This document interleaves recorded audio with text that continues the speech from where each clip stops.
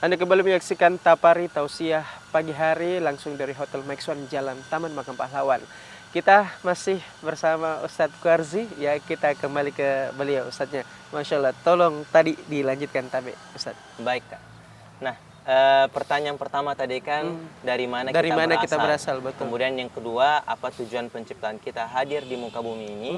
Dan yang ketiga adalah kemana kita setelah mati nanti.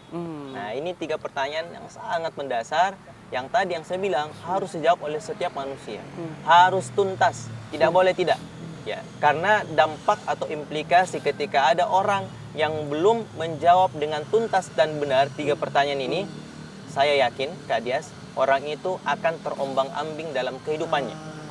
Ya, orang itu tidak akan mengetahui arah tujuan hidupnya dan dia akan selalu gelisah, sehingga kebahagiaan yang dia terus cari itu tidak akan pernah dia dapatkan. Semu ya? Semu. Ya. Nah, kita masuk ke pertanyaan yang pertama, Kak Dias. Ya, dari mana manusia itu berasal? Ya, dari manakah manusia itu berasal?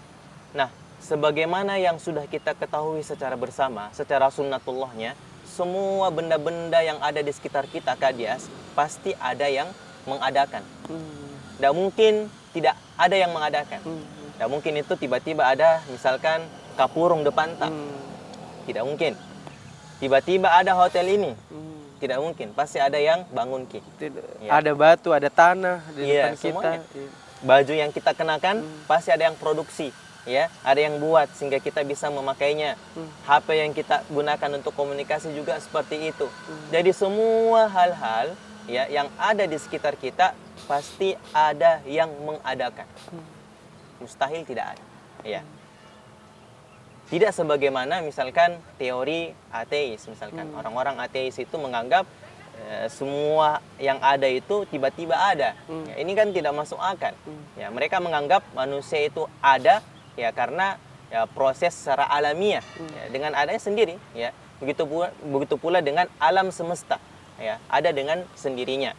Atau misalkan teori Darwin, ya, ini juga teori yang kita tolak. Teori evolusi ya. Teori evolusi yang tidak sesuai dengan Al-Quran, ya, karena kan teori itu mengatakan manusia itu berasal dari kera, ya, berasal atau nenek moyangnya manusia itu kera.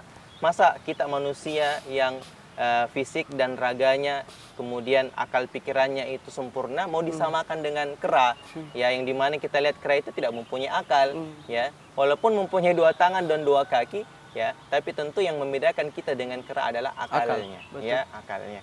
Maka tentu kita menolak pemahaman-pemahaman seperti ini karena bertentangan dengan Al-Quran.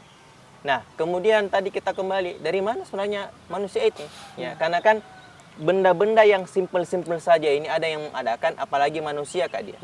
Coba kita perhatikan ya, organ-organ tubuh yang ada di dalam manusia ini. Itu sangat-sangat sempurna. Jantung misalkan, kan fungsinya untuk memompa darah ke seluruh tubuh ya, Kak Dias ya. Nah, pernah nggak kita bayangkan ya, jantung itu siapa yang mengalirkan atau siapa yang mengontrol pengaliran darah itu? Ya. Dan siapa yang berkuasa untuk menghentikan detak jantung itu, aliran darah itu.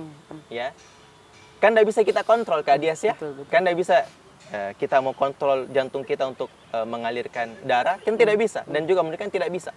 Ini bergerak terus, ya, bergerak terus, berdetak terus, ya, saking sempurnanya. Dan semua komponen-komponen yang ada di dalam tubuh manusia itu, ya, itu sudah didesain sedemikian rupa sehingga manusia bisa bertahan hidup. Masya Allah. Ya, semuanya. Ya. Maka sangat mustahil ketika ya manusia ini ada dengan sendirinya. Sangat-sangat mustahil. Mungkin ya lebih mustahil dari 0,0001%. Sangat-sangat mustahil. Bahkan tidak pakai 1, 0,000. Betul. Ya, karena tidak mungkin manusia ini ada dengan sendirinya. Ya, maka jawabannya adalah dari mana manusia itu berasal. Betul. Ya, tentunya kita merujuk kepada Al-Qur'an. Ya, kita merujuk kepada Al-Qur'an.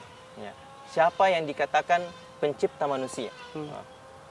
Maka di dalam Al-Qur'an sangat tegas, ya, dijelaskan siapa yang mengadakan itu manusia. Huwallazi khalaqa kulla syai'. Ya, dialah, yaitu Allah Subhanahu wa taala yang menciptakan semua manusia. atau di surah At-Tin yang sering kita baca, laqad khalaqnal insana fi ahsani taqwim. Sungguh kami, kata Allah Subhanahu wa taala, sungguh telah menciptakan manusia dalam bentuk yang paling sempurna. Ya, yang paling sempurna. Nah, kalau kita bandingkan dengan jin dan malaikat kan, ya, masing-masing mempunyai kelebihan dan kekurangan. Tapi manusia, masya Allahnya, ya, manusia itu mempunyai akal, kemudian juga mempunyai nafsu, ya, dan juga mempunyai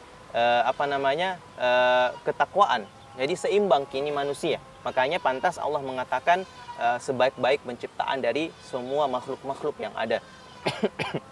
Nah, maka sudah kita pastikan siapakah pencipta manusia itu, siapakah yang menghadirkan kita itu, yaitu Allah Subhanahu wa taala, bukan yang lain. Ya, ini sudah fix ini. Ya, dari mana kita berasal? Karena begini, tidak mungkin juga kita mengatakan manusia itu tidak ada yang menciptakan. Betul. Karena kan kita sebelumnya tidak ada, Kak Dias. Iya. Saya mau tanya kepada para pemirsa juga. Waktu Bapak Insinyur Soekarno memproklamasikan kemerdekaan, kita ada di mana kira-kira? Belum Ya, hadir. belum hadir kan? Belum Ya. hadir. Kita waktu Bapak Insinyur Soekarno memproklamasikan kemerdekaan, kita ada di mana? Iya. Ya, saya sendiri lahir ya tahun 2000 Kak Dias, ya. Tahun 45 kan Pak Soekarno Iya. memproklamasikan kemerdekaan. Artinya saya dulu tidak ada. Sekarang menjadi ada. Dan dulu juga orang ada, sekarang tidak ada. Betul. Ya, begitu memang kehidupan. Ya, artinya memang kita ini tidak ada menjadi ada. Sehingga kita simpulkan ya ada yang mengadakan kita. Kan logika sederhananya Tidak ada seperti menjadi itu. ada, kemudian meninggal lagi. Meninggal lagi. Iya kan? Iya, dan logika sederhananya dari tidak ada menjadi ada. Pasti ada yang mengadakan. Betul. Ya. Itu sudah logika sederhana, biar anak SD pun pasti bisa mencerna logika itu. Nah, maka pertanyaan yang pertama tadi adalah dari mana kita berasal, yaitu dari Allah Subhanahu wa taala yang menciptakan semua manusia tanpa terkecuali, Kak, ya. Bukan cuma orang muslim, bukan cuma orang beriman yang Allah ciptakan, tapi semua Dan manusia. bukan cuma manusia tapi seluruh jagat raya dan isinya ya, Ustaz ya. Betul, betul ya. Semua kita lihat bumi ya yang kita anggap besar ini, Kak Dias. Tapi kalau kita melihat ya planet-planet di luar angkasa yang lainnya itu bahkan lebih besar daripada bumi yang kita tempati ini. Betul. Ya. Pernah saya ibaratkan kalau mau dibandingkan matahari dengan bumi yang kita tempati ini, mungkin ibarat bola kaki dengan sekerikil, sebatu kerikil. Ya, itu bandingannya antara matahari dengan bumi. Apalagi kalau kita mau bandingkan dengan planet-planet yang lainnya, seperti galaksi Andromeda dan seterusnya, kan masih banyak planet yang lain. Betul. Kita tahan dulu Ustaz ya, kita akan kembali usai jeda berikut ini. Tetaplah bersama kami di Tapari Tausiah Pagi Hari.